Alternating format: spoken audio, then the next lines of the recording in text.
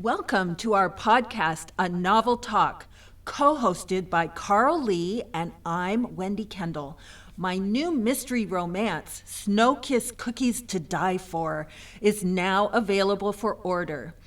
Desiree and Leo are tangled up in romance and mystery. The delicious original Snow Kiss Cookies recipe is included in the book. My mystery book, Cat Out of the Bag, that's cat with a K, is half price now for the month of November on Amazon. Catherine Watson, a purse designer and amateur sleuth, goes from designer bags to body bags when she's faced with a murder mystery. In the ebook prequel, Purse-stachio Makes a Splash, also on sale this month of November on Amazon, Catherine and Mayor Brenda Durling investigate a chilling cold case. I'm busy working on the exciting sequel. Just wait until you see what Catherine faces next.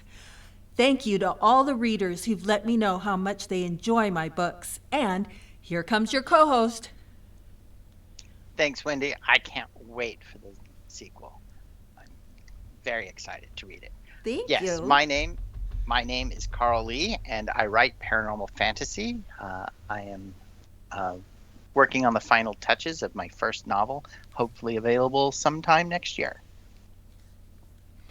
Well, today, like her character, Holly Schwartz, the protagonist in Death by Sample Size, with the Holly Swimsuit Mystery Series, author Holly Schwartz, who writes under the pseudonym Susie Black, is a successful ladies' swimwear sales executive living in the greater Los Angeles area. Born in the Big Apple, Holly began telling stories as soon as she learned to talk. Now her exciting stories are laced with sassy humor and inspired from her garment industry background.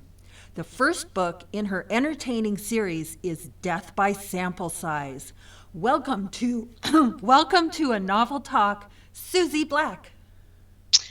Thank you, Wendy and Carl, for giving me this wonderful opportunity to introduce myself and my book to your audience. Well, thank you for the lovely book. It was awesome. I never knew the fashion industry was so cutthroat. Huh. What drew your interest to murder amid beachwear? Well, you're right. Regrettably, you're quite right. The fashion industry has become quite cutthroat. The competition among a growing number of manufacturers for the business of a diminishing number of retailers has become quite fierce. A mantra I have always heard over and over as an author is write what you know.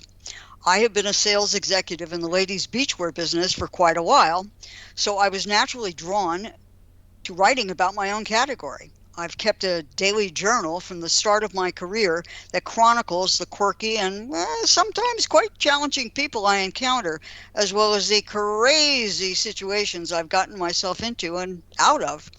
My characters and plots are all drawn from my journal. Excellent.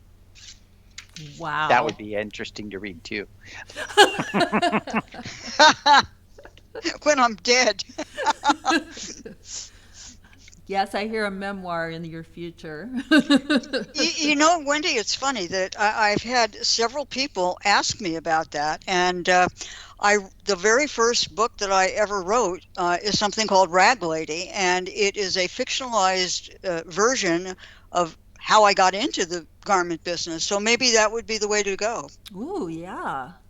Well, I'll tell you, with cozy mystery, one of the challenges in a cozy mystery is mixing in humor with the murder mystery. But you incorporate humor so well in Death by Sample Size. Where do you find those opportunities? And what do you watch out for when adding humor to your writing?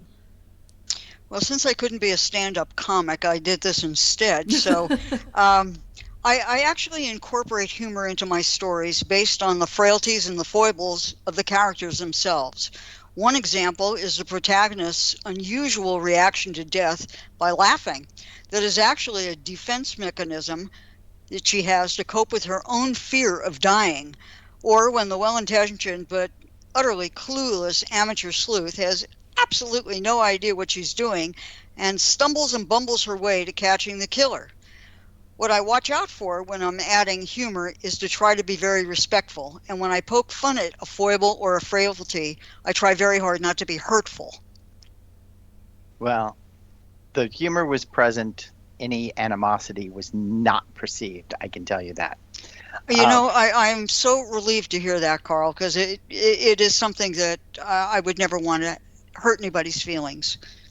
Yes, and that comes through in your book as well. The Mart is the central location for the story. Well, a central location for the story, bearing silent witness to all manner of crimes. Tell us a little bit more about it. Well, the Mart is an actual place, and it is an imposing 3-building complex of wholesale showrooms that takes up an entire city block in downtown Los Angeles. The Mart is the nerve center of the Los Angeles apparel industry. It's where all the action is, and a goodly amount of the wheeling and dealing of the entire industry takes place in the Mart. That's fascinating. Wow. I mean, I would just love to visit it sometime. It just sounds intriguing place, They don't have purses. It is. The Mart is it's a microcosm of society, to be honest with you. There is not a personality that you could not find there. Oh, awesome. Would you tell our listeners a little about your intriguing victim, Bunny? Ah, yes, Bunny Frank. Well, Death by Sample Size is the story of one woman's relentless quest for power, regardless of the cost. Since she didn't think any of the rules applied to her, buying office big shot Bunny Frank had absolutely no problem breaking them all. Ruthless, driven, and power hungry, from bribery to bullying to extortion, Bunny Frank did whatever it took to make her buying office in the Los Angeles Garment Center the biggest and best, no matter who she had to step on to succeed. Nobody said no to Bunny Frank, at least nobody with a brain. Rejected and publicly humiliated by the only man she ever loved, Bunny plotted her revenge and didn't care how many careers she destroyed to make him pay. Love is like that. What a great hook, too. Oh my gosh. Yes, I'm telling you, this is some victim. And although she's the victim, you learn a lot about her. Well, this is a victim that nobody likes. It gives you a lot of suspects. It does. Oh, there was a legion of them. Another character, Detective Martinez, gives Holly some really good advice early on. What about her past causes her to ignore potential criminal action and personal harm or death to investigate the murder of a woman she didn't like? That's an excellent question. Well, Holly Schwartz is a very strong-willed woman who has succeeded in a traditionally male-dominated industry, and she doesn't cotton to being pushed around or told what to do. Holly's moral compass compels her to seek justice for victims, even for one as despicable as Bunny Frank, and her moral compass also compels her to fight the injustice of her innocent friend wrongly accused of Bunny's murder. Can you talk a little about the Yenta group that often gathers at the great place, A Jolt of Java? Absolutely. Well, the Yentas had to be created because I write in the first person. And when you write in the first person, it's more complicated because if you're not in the room, you can't possibly know any of the information. So I created the group of Yentas, who are a group of female sales executive colleagues and competitors in the ladies' swimwear industry. And they meet daily with the protagonist for coffee and conversation in A Jolt of Java, which is a coffee house in the Mart lobby. The Yentas are the eyes and ears of the protagonist and help her solve the murder by giving her vital information, as well as sometimes their unsolicited opinions on how she's investigating the case. Well, the Jolt of Java is a great location, and I'm only saying that because I'm terribly addicted to caffeine. Oh, Carl, I support three Latin American countries' economies because of my coffee drinking. So yes, I'm right there with you. Yeah. Um, Another great character is Queenie. I loved this character from the moment she stepped on the page. Um, um, I have to know though, what does Holly have over her? How does Holly keep roping her in to all of these misadventures?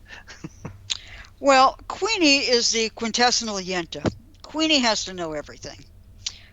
The way Holly keeps roping Queenie into these misadventures is by playing upon Queenie's curiosity and her need to know everything. Known as the megaphone of the mart, it's telephone, telegraph, tell Queenie. CNN had nothing on Queenie Levine. Afraid of missing out on any juicy tidbit, she never closed her office door, let alone locked it, unless she was gossiping about the boss. So even when she was frightened by the dangerousness of the adventure, albeit sometimes kicking and screaming, she had to go along with it. She had no choice. It's in her DNA. Love her. Can you tell us a little about creating your wonderful character, Ms. Markowitz? Yes. Well, Miss Markowitz is a octogenarian defense attorney. And when I created her, I wanted her to be nothing like the stereotyped octogenarians, not helpless, not feeble-minded. I wanted her to be everything that sometimes people think about old people. And I had the perfect real-life person to base her on. The Rose Markowitz character is based on my wise, gutsy, outspoken, and diminutive Nana. I would like to have met her. I would My like Nana- to have, yes. After reading this character, I would love to meet her. Well, my Nana, she taught me all the important stuff. How to swear. Very important. Yes, very. Yes, I attribute my potty mouth to my Nana, who thought that her theory was that if you knew a swear word in another language, you could get by. That's where half my Yiddish comes from, is learning swear words that I could get away with.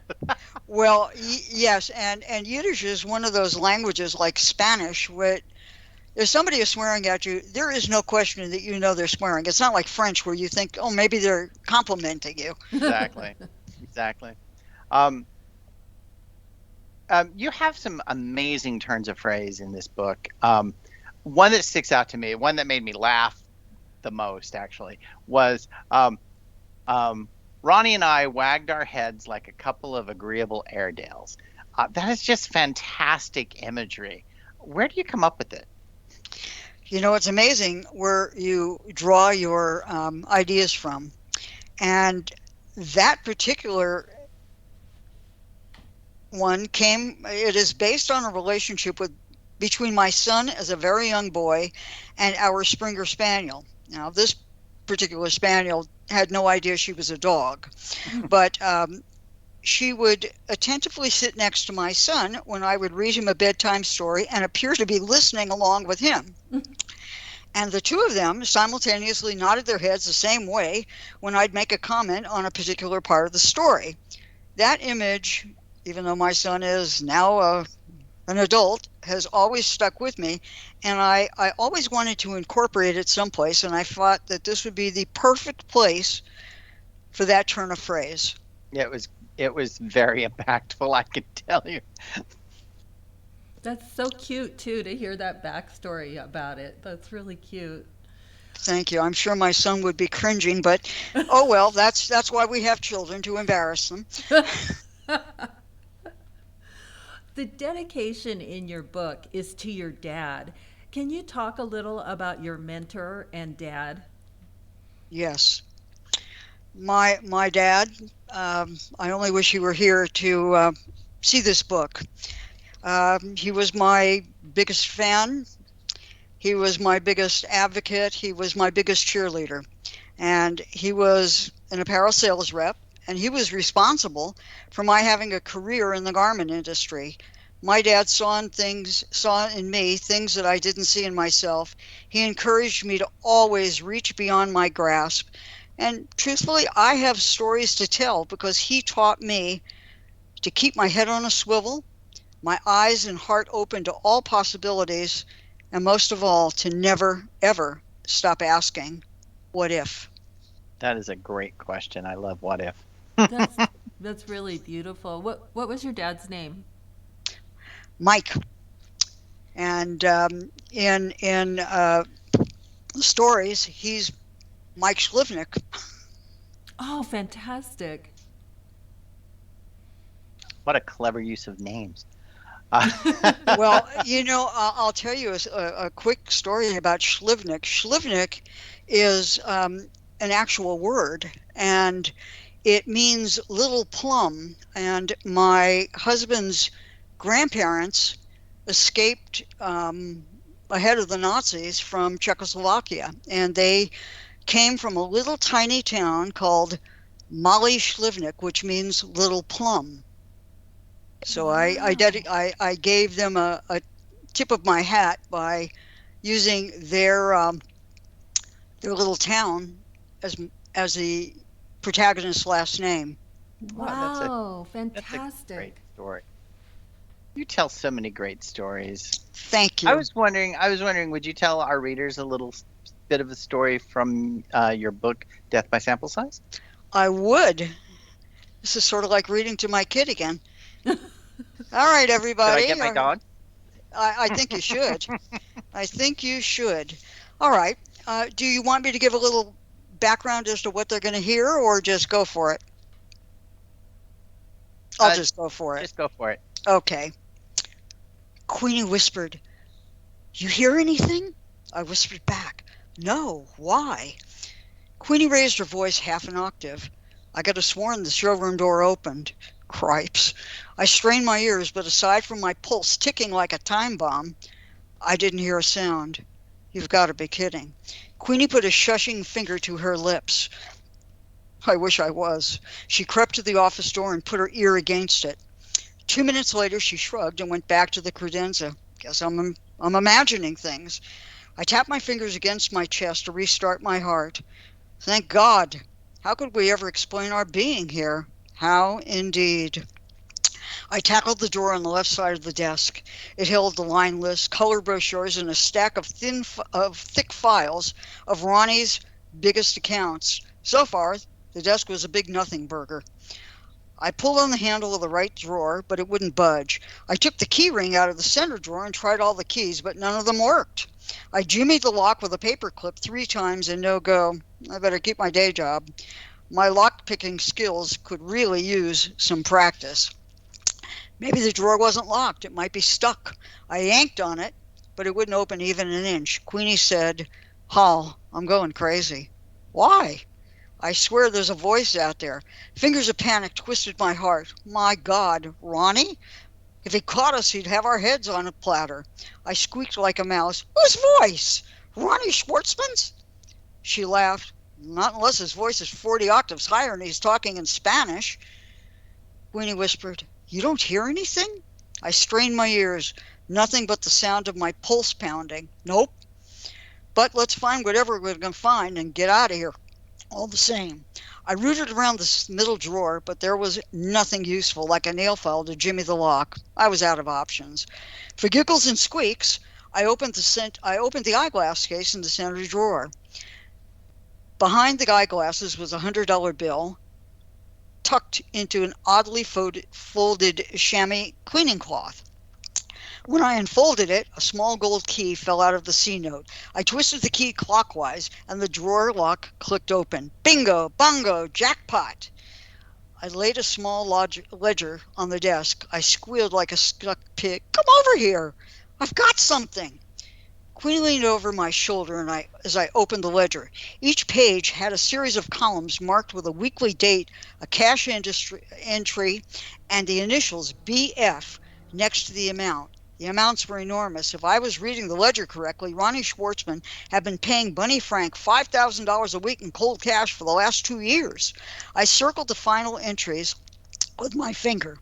The last 2 weeks before Bunny was killed, Ronnie paid her an additional 10 grand per week. Those had to be the payoffs for the promos. I was no math whiz, but you didn't have to be Albert Einstein to figure out that Ronnie had paid Bunny over $500,000 in cash for the last 2 years. The ledger entries didn't go back any further. Was he paying her a lot longer? He could have been, but there's no way to tell. Regardless of the length, it begged the question of why Bunny was on Ronnie's payroll at all. Unfortunately, the ledger did not detail what Ronnie was getting in return for his money, either hush money to buy Bunny's silence or payola to buy Bunny's business. Toss a coin. I flipped the pages back and forth. Suppose Bunny wasn't holding up her end of the deal and Ronnie got tired of paying. Say he took off the payroll and she threatened to expose their agreement, whatever the deal might have been. Yeah, and now you'll have to buy the book to find the rest. It's hinting. That's a great scene. It's hinting at some motive, maybe, but we've also got means and opportunity questions. And oh my gosh, you've left us on a hook. I love it. And well, we got it was an interesting exercise in trying to find what I thought would be a really good passage to read. And I didn't want to do the beginning, and I certainly didn't want to go too much further into the end. But I wanted something with action. I wanted our audience to get a sense of who these two characters really are. I hope I picked the right one. I think you picked a great one. Wonderful. It's awesome. Thank you so much, Holly, for joining us on A Novel Talk, writing as Susie Black. Can you tell us anything about what's coming next in the swimsuit industry for Holly Schlivnik? Yeah, I know. Schlivnik. I could have called her Jones, but where's the fun in that? Exactly. The book number 2, Death by Pins and Needles, and book number 3, Death by Surfboard, are both written, and they're with my beta readers, and I'm hoping that they're going to be out there in the world sometime maybe next year. And Holly is still bumping into corpses. All right. Well, and with that mart that she's in, I can see why. It definitely is an interesting place. Well, I'm so excited to hear, oh my gosh, two more in the series that are they're coming up. So that's fantastic. Listeners, go on Facebook and you can find the Holly Swimsuit Mystery Series on Facebook. That'll give you so much more information about the author and her books. And you can also hear more from this author on my YouTube podcast, Wendy Kendall in Pursuit of Fashion with Susie Black interview episode.